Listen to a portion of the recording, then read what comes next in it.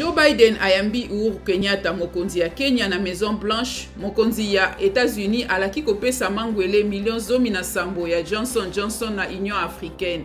Uhuru Kenyatta azali bongo mokonzi ya yambo ya Afrika ayambami na Joe Biden. Bill Clinton akoti na l'hôpital elobi porte-parole na ye. Mokonzi ya kala ya États-Unis azwami na infection, minganga balobi azali koyanola malamu na lisungi bazali kopesa ye.